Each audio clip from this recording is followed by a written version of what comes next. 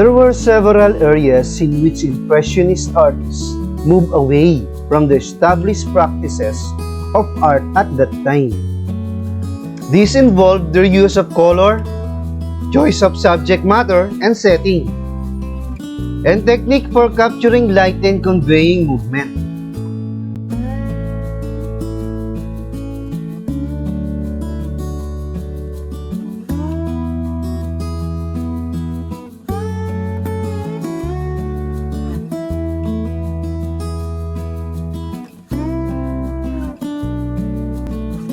What are the distinct characteristics of Impressionism? Color and light, ordinary or they call it everyday subjects, painting outdoors, open composition, the influence of photography.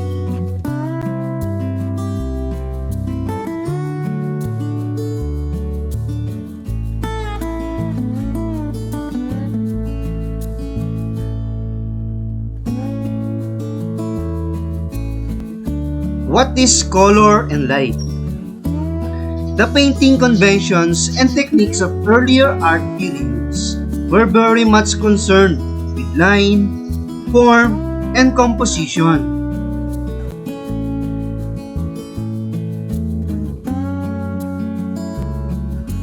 In contrast, the Impressionists painted with freely brushed colors that can be more of a visual effect than a detailed rendering of the subject.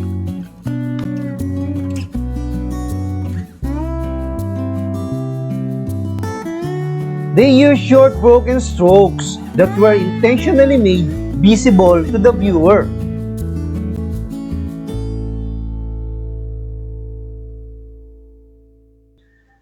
They also often placed pure and mixed colors side by side, rather than blended smoothly or shaded.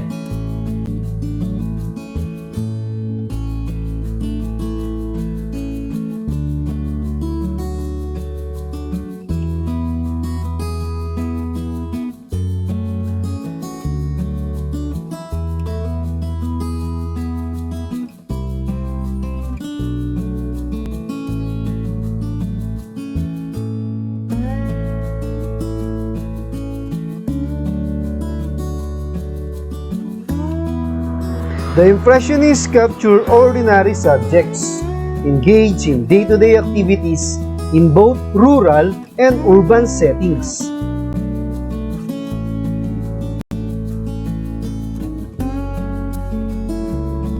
Impressionist artists relax the boundary between subject and background so that the effect of an Impressionist painting often resembles a snapshot, a part of a larger reality capture as if by chance.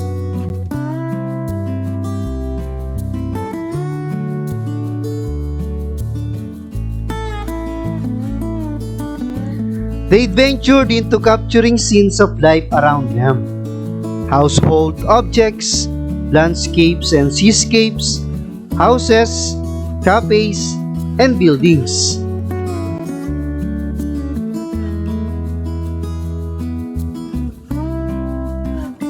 They presented ordinary people seemingly caught off guard, doing everyday tasks, at work or at leisure, or doing nothing at all.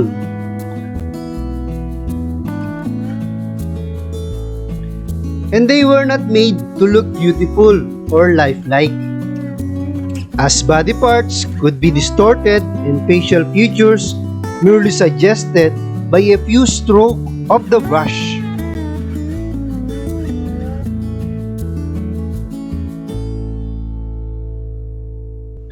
The location in which the Impressionists painted was also different.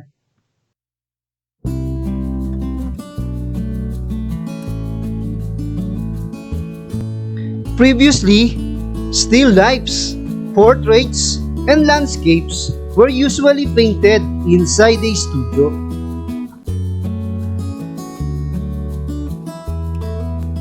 However, the Impressionists found that they could best capture the ever-changing effects of light on color by painting outdoors in natural light.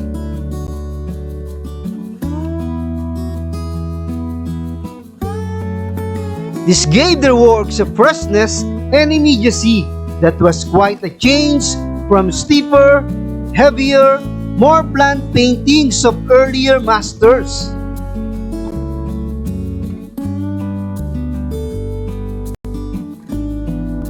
Impressionist painting also moved away from the formal, structured approach to placing and positioning their subjects.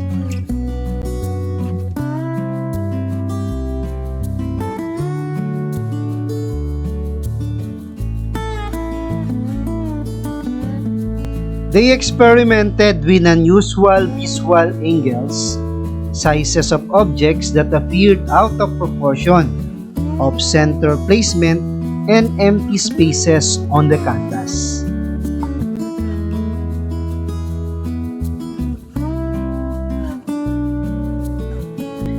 Photography was in its early stages at that time. As it gained popularity, photography inspired Impressionists to capture fleeting moments of action, whether in landscapes or in the day-to-day lives of people.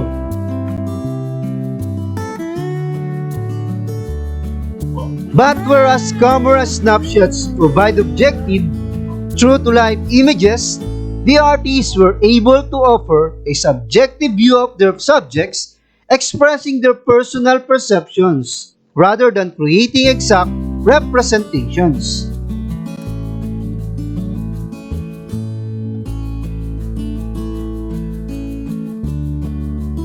They also had the advantage of manipulating color, which photography at that time still lacked.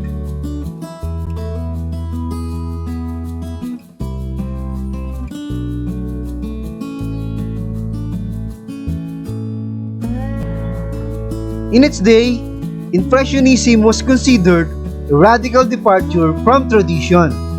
Looking back, we can see that Impressionism was more than a departure. It changed the very nature of the way people think about art today.